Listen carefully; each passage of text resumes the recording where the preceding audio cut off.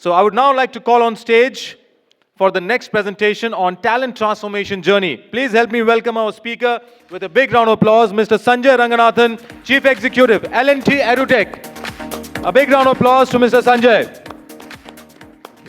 Sanjay ji, all over to you. Looking forward to a cracking session. Thank you. Thank you. Good morning. Hope all of you hear me.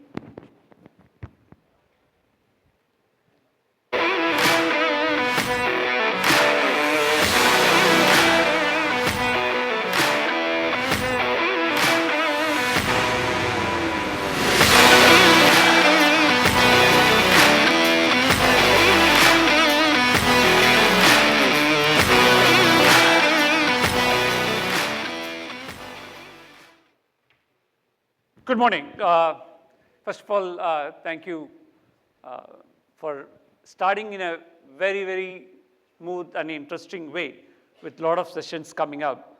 So interestingly, start from an overall technology perspective, then the panel, last panel, a lot of interesting discussion came out, especially around the digitalization, including AI, etc. So I did quickly talent transformation. What does talent transformation mean, right? And it means differently to different people possible, but still there is a common paradigm that can come up. As always, we always talk about nowadays in any conference, any topic, anywhere you go, the common theme is very simple: AI, Gen AI, ChatGPT. So I went to ChatGPT and then said definition of talent transformation. So it was interesting, and somebody talked about prompt engineering is going to be the future. That is also an interesting view, and you will see. So the general talent transformation definition, when I asked, it said a strategic process of developing, sourcing, developing, nurturing, optimization, skills, knowledge, etc., to get the business goals. Standard. I wanted to change it a little bit, put a spice up a little bit, and then say talent transformation from a Gen Z perspective, because that is another buzzword going on, because end of the day, we have to handle this particular generation, and then obviously Alpha is coming next, but more of Gen Z coming, hitting our places, enterprises today. So what does it mean to them? Now, it is added few words, etc., as expected. It is about flexibility, continuous learning, digital fluency, and Gen Z values opportunities for growth, meaningful work, and balance between personal life and a career. These are all encompassing the talent transformation from a Gen Z perspective. Finally, I thought I'll spice it up a little more on the prompt. And then say, give me ChatGPT, I asked ChatGPT, give me a funny definition of talent transformation. Here's the thing. Talent transformation is like giving your team a superhero makeover, turning ordinary skills into extraordinary powers with a spike of training and dash of inspiration. It's like makeover giving a superhero look of your team is where it comes, and then how we can get the maximum out of the talent we have. Ultimately, that's what a talent transformation is. Now, when we talk about the superhero and all, one of the best talent transformation story or a case study also I can call, I like is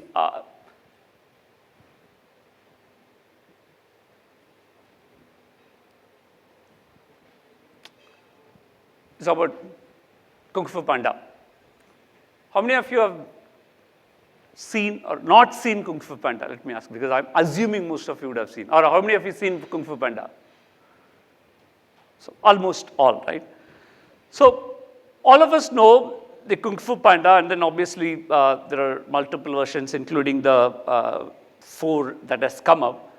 It has a panda turning into a dragon warrior, and how that journey exact happens, right? Now, in this entire film or entire journey, 3 things that will come out very clearly when you look at it. Number 1 is about the sourcing of the talent, which is, in this case, for example, while the initial thing was the standard should be between the Fantastic Five with the Tigress leading the pie, and then she should be the best person to take the tie along. That's how the story goes. But obviously, Master Oogway has a different, completely different thought process, and from nowhere, absolutely from nowhere, a panda comes in, and that is taken over into that entire selection process. So the sourcing of the talent came from completely different, right? So one is where you source. It need not be always the best. It can be anywhere, because it is all about the next stage of what it is happens. It is all about how we are going to have the right teacher, in this case, the Master Shifu, and giving the right skills with the right methodology. Because I like this particular photograph very specifically, because the panda comes, the po is completely a eating thing that comes in always, the remembrance, etc. So that to train a talent like that, the methodology used also different. So Master Shifu will try to give the food, keeping upside, somewhere upside, and then the panda will jump and then try to give the training. So the right teacher, the right methodology will make a big difference in building the right talent. That's the second message I got out of that particular entire transformation. The third is also very important, is if you have seen the Kung Fu Panda 1 came, 2, 3, 4, and then even, I don't know how many of you have seen the 4 also, which has come a few months back, last summer. It is about continuously engaging the talent, keep on giving the continuous challenges to them, because initially it was one Thailand that the Kung Fu Panda has to handle versus the Panda, Kung Fu Panda 4, if you have seen it, there is a completely new villain called 𝐵𝐵, and she will be able to reincarnate all the evil forces from the spirit to the reality and then again fight, right? And then how do you handle this situation differently? So it moves from a 1 to a 4, and it can go continue, but what is important is to engage and groom a talent. Continuous challenge and continuous motivation is required to make that happen. Now, if I put it in a pure play talent transformation perspective, the first one is nothing but a talent acquisition, which is typically where I source, how do I get the right talent into the enterprises. The second is all about the talent management. That's where I need to bring the right skills, right methodology, right teachers to make that happen, right trainers to be in the organization to take that forward. And the third is about talent development, which is a continuous journey, because at the end of the day, the talent will continue with us. We have to constantly motivate that to make sure that the attrition is completely curtailed. I will be able to retain the talent well, right? That's the fundamental philosophy. And then I felt Kung Fu Panda could be the best example to talk about a talent transformation from all the 3 stages. Now, coming back to our, I can see almost all HR, we had the discussion previously, also going through different topic. From our enterprise standpoint in a day-to-day life, the talent from an acquisition to a development, if you look the entire life cycle, it starts as early as a campus, because on the left-hand side, we are getting the freshers, because largely, I relate to a lot of the discussions happened previously. Also, it is all about profitability. How do I get more out of the same person? At the same time, how do I bring the right talent with the least cost, et cetera, et cetera. So, a lot of campus getting more attention. And obviously, the other side is when the talent comes into the organization, how do we constantly motivate the talent and then retain them, right? So in that context, if you typically look through a life cycle of any one of us or any new talent coming in, anyone passing out of the 12th, getting into a college, obviously the person goes through from a whatever 8th semester, I'm taking engineering as an example, it could be different for different industries. And then predominantly lot onto the initial, I would say the 3 to 5 to 8 years is where a lot of upskilling and reskilling happens, and then finally the leadership program takes over. Now, in this, it starts from a sourcing standpoint. All of you, most of the HR fraternity, you know far better. From a campus recruitment, it starts. Then we need to make sure that we are getting into the fresher training to make sure that they get the right skill for the work they need to do. Then obviously after that also, nowadays, most of the people, as we are talking about getting the anxiety of the technology changing, how do I adapt to that newer technology to get the upskilling and reskilling to get my job done, right?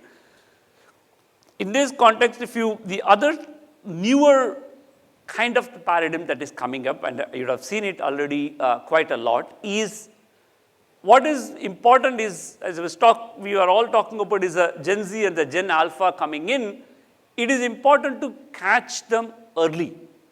So which has given an opportunity for the enterprises to start looking at running some integrated programs, which means, and thanks to the newer education policy that is coming up, it is already running in place, the NEP 2020, there is an opportunity to take the industry requirements to the college. Now, previously, I've been to a lot of education seminars as well. There's always a complaint, if you look at it, a syllabus changing in a educational institute takes years. I mean, it's still better than a drug coming out in a pharmaceutical, but still in an education system, changing the syllabus is as its own life cycle to make that happen.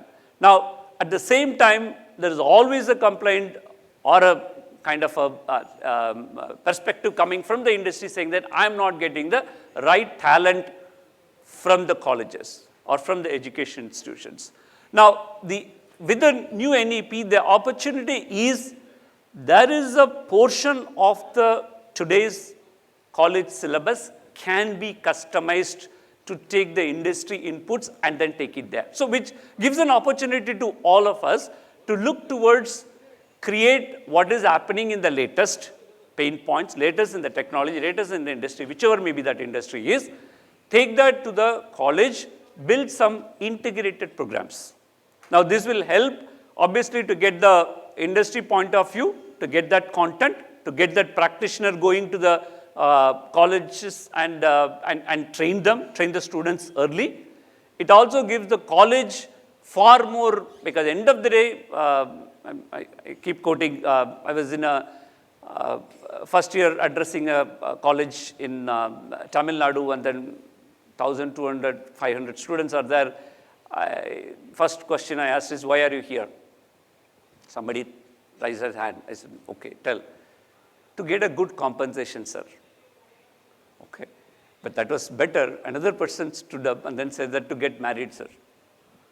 So the students coming into the college, they have a different perspective, but definitely for sure to get the right job. And that puts also the college the enormous pressure of the placement. Everyone wants to kind of claim I'm 100% placement, blah, blah, blah, etc., etc. So placement becomes an important outcome parameter today for the college, right? So in that context, college also look towards that with an integrated program. They are also making sure that the students are ready for the industry and then can be absorbed, right? That's where that comes in.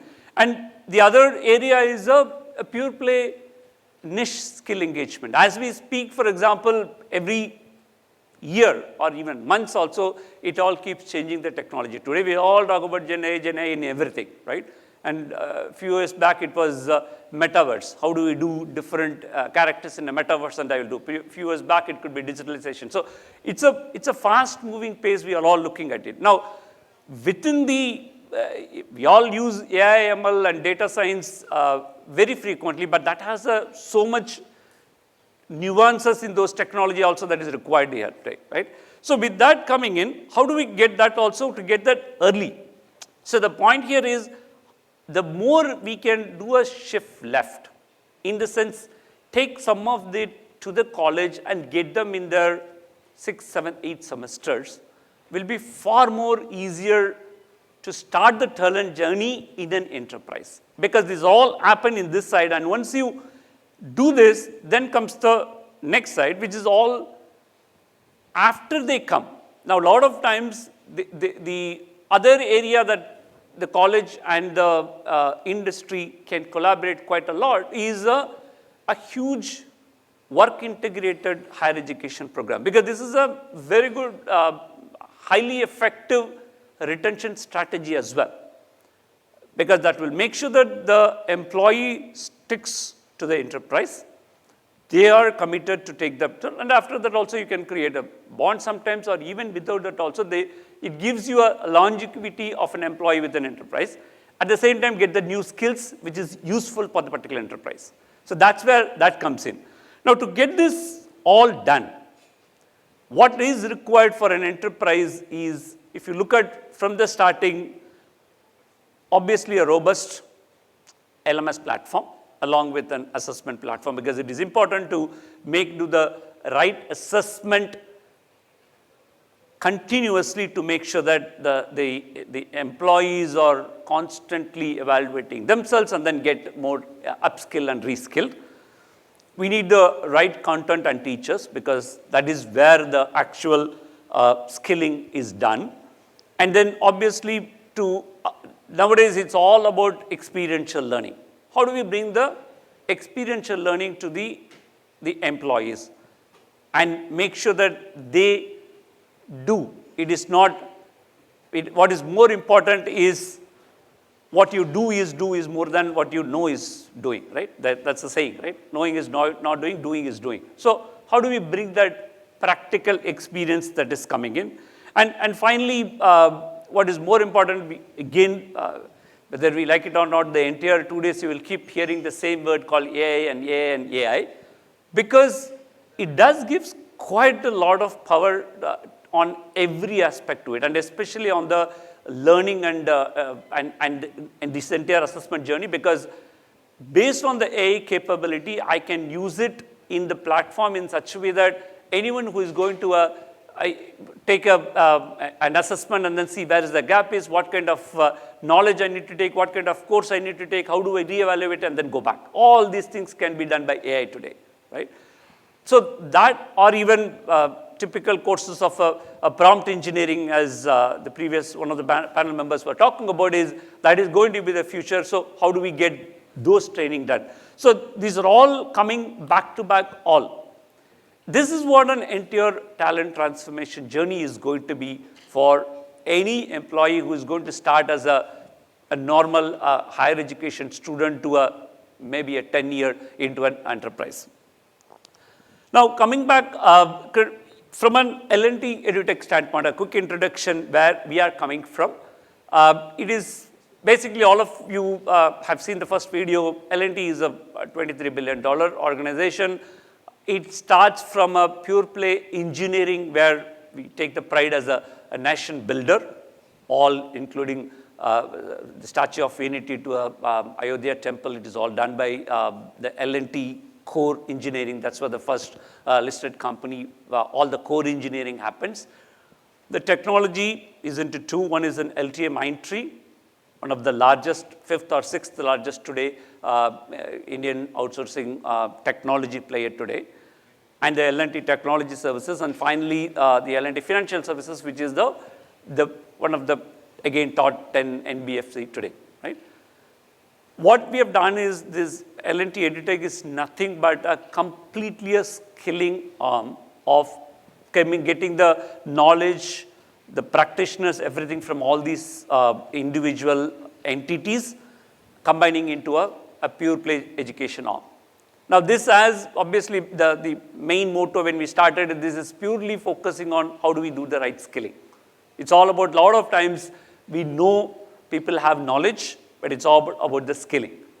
And from there, as I was talking about, our talent transformation journey is actually two sides of it. One is a pure play education side of it, which is the academy part of it, where we have the College Connect business. We kind of talk to integrate with close to 72 colleges today, where we are running our integrated programs, starting with the first semester to the 8th semester with different skill set, which can be civil, mechanical, electrical, electronics, or the entire IT span. On the other side, on the enterprise, we partner with the enterprises looking towards what is their need coming in, how do we tie up for the upskilling and reskilling to be an overall talent transformation partner. So that's how that end-to-end comes in. Now, how do we do this? It's a pure play. There are specific learning and assessment programs because these two are extremely critical. We position ourselves as a solution company rather than a pure play EdTech company. Because sometimes EdTech company may comes with the standard suite of offerings, courses that can be there, whereas here we have all the raw materials ready, but make sure that it is kind of cooked or tailor-made in such a way that it satisfies the enterprise need, because every enterprise may have a different kinds of requirement, right? So that is the context we build that way, all our solutions.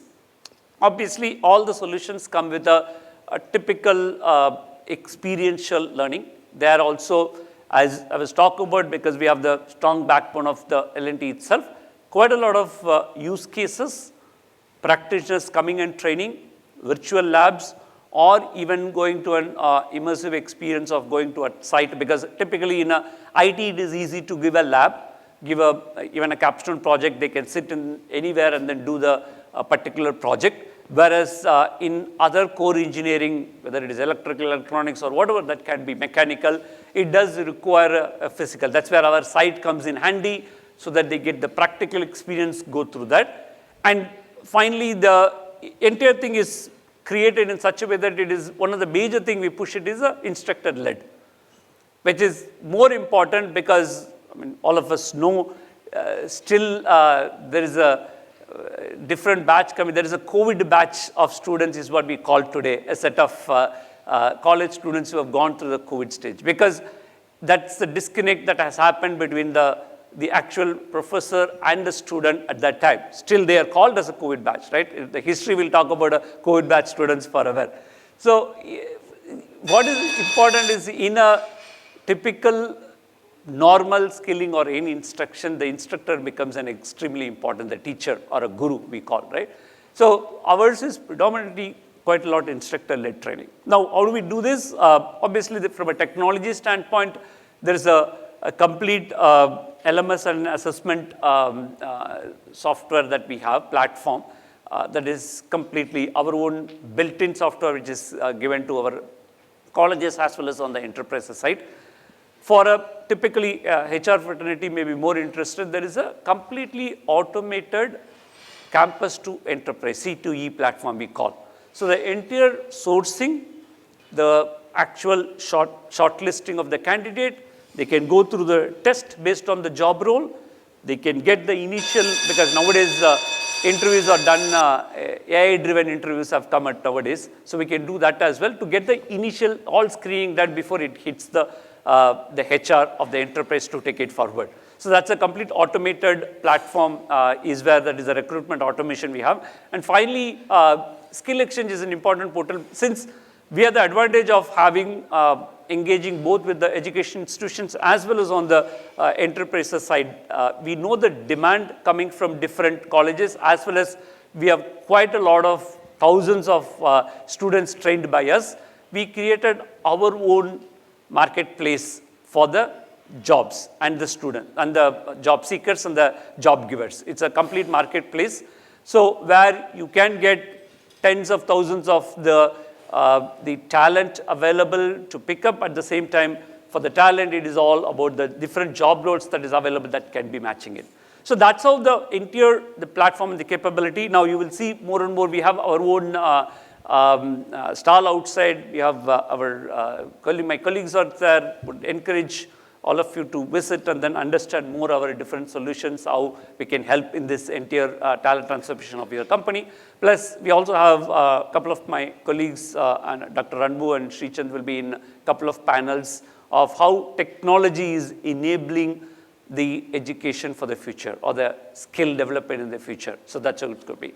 So that's the quick overview of what is an L&T EduTech about it. Thank you, Sanjay ji. And ladies and gentlemen, big round of applause to Mr. Sanjai Ranganathan, Chief Executive from L&T EduTech. And yes, I think as Sanjay ji said, Please take your time out to visit the booth of L&T and learn more about their offerings, and I'm sure their team is likely going to help you in that. And they're there throughout both the days, and also after the break, we have a fantastic panel where again we have one of the most eminent speakers from L&T moderating the panel. So now, Sanjay ji, I would request you to kindly be on stage, and I would like to call on stage Mr. Sanjay Kamath, Senior Vice President and Business Head South Asia from Adrenaline E-Systems, to do the honor of felicitating Mr. Sanjai Ranganathan. Thank you, Sanjay ji, for doing the honors.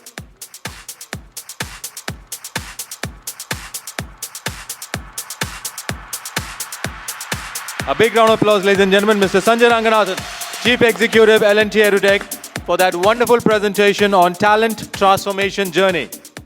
We have a small gift for you also, Sanjay ji, from Synix. Thank you, Mr. Ranganathan. Thank you, Mr. Kamath, for doing the honors.